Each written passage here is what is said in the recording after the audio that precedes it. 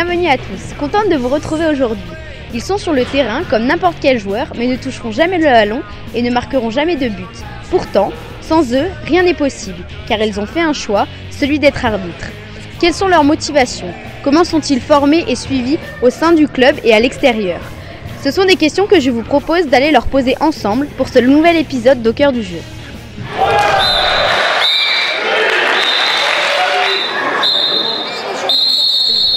Bonjour Mickaël, merci d'être là avec nous. Donc tout d'abord, quel est ton parcours handballistique et ton parcours d'arbitre? Alors mon parcours handballistique, j'ai commencé le handball au collège en 6e à l'AS. J'ai intégré le club à 15 ans. Donc voilà, ça fait 10 ans que je suis au sein du club et ça doit faire 9 ans que j'arbitre pour le club, quasiment tous les week-ends. Et voilà, ça fait, par contre ça fait 5 ans que j'ai arrêté de jouer pour me consacrer pleinement à l'arbitrage. Plusieurs phases. En règle générale, en début de saison, on va voir les collectifs pour demander aux jeunes qui est intéressé par l'arbitrage. Ensuite, il y a une journée de formation théorique. Donc on prend une salle, on explique les bases de l'arbitrage. Et ensuite, les JA vont arbitrer sur le terrain. Et là-dessus, on va faire des accompagnements. Donc on va aider les jeunes arbitres dans la démarche d'un arbitrage, donc que ce soit avant un match, vérifier les licences, le terrain. Pendant le match, on essaye de pas trop intervenir, mais s'il y a besoin, on donne 2-3 petits conseils en live comme ça. Et à la fin du match, c'est le plus gros temps de l'accompagnement. On va faire un retour sur la prestation qu'ils viennent de faire ressortir les points où il y a eu des difficultés. Et les points qui vont bien, bien sûr. Même si tu ne pourrais pas faire si bien, comme ça tout le monde va se parler sur le monde qui a deux, le monde demandera à faire.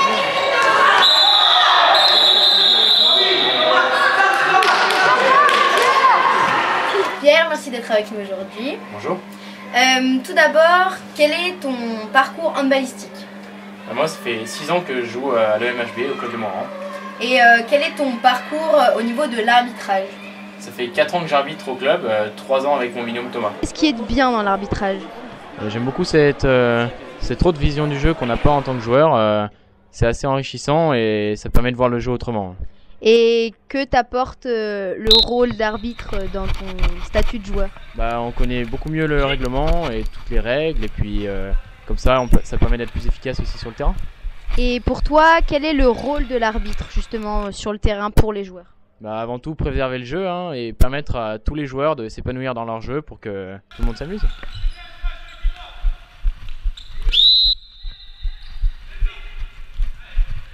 Remettre les bleus, jouez.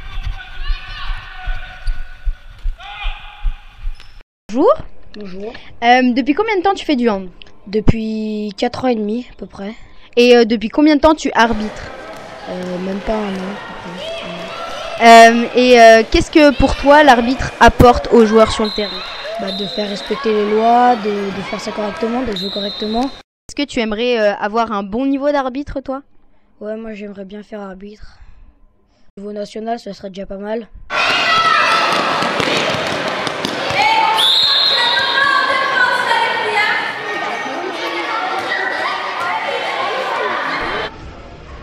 Donc il y a plusieurs niveaux d'arbitrage dans l'arbitrage. Il y a donc, pour ce qui est les jeunes arbitres, ce qu'on appelle les JA. Au niveau régional, il y a JAR3', JAR3, JAR2 et JAPN, donc les jeunes arbitres à potentiel national.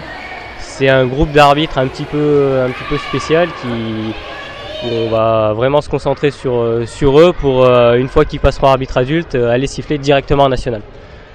Pour ce qui est arbitre adulte, il y a les arbitres comités, les arbitres régionaux, là il y a 3 grades, donc R3, R2 et R1, et ensuite les grades nationaux.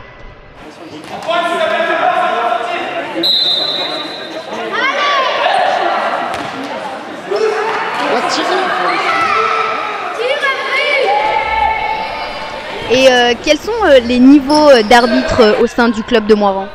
Donc, au sein du club, on nomme et moi-même qui sommes régionaux. Il y a Fabrice et Quentin et Mathieu qui sont arbitres départementaux.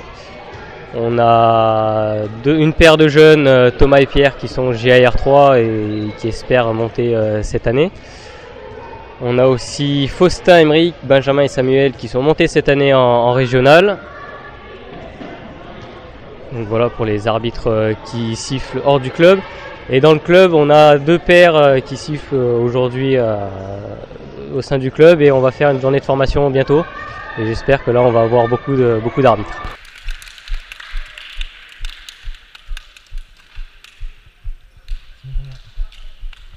Et est-ce que tu penses que tu pourrais avoir un avenir dans l'arbitrage?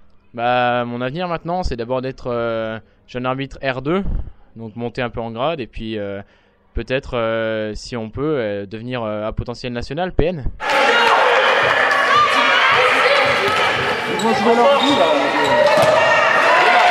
Donc le club est toujours à la recherche de jeunes arbitres, que ce soit des garçons ou des filles.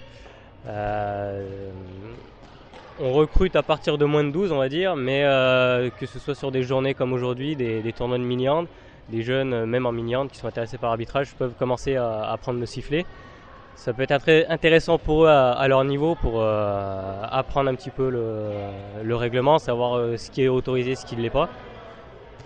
Et ça leur permet aussi de prendre des décisions sur l'instant. Quand on arbitre un match, on n'a pas de 3 quarts d'heure pour prendre une décision. Et ça permet aux jeunes qui sont un petit peu introvertis de se libérer, de se mettre un petit peu en avant.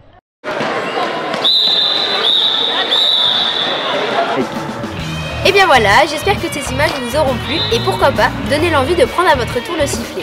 Pour ma part, je vous donne rendez-vous dans un prochain épisode et en attendant, je m'associe à tous les membres du club pour vous souhaiter de très bonnes fêtes de fin d'année. À bientôt!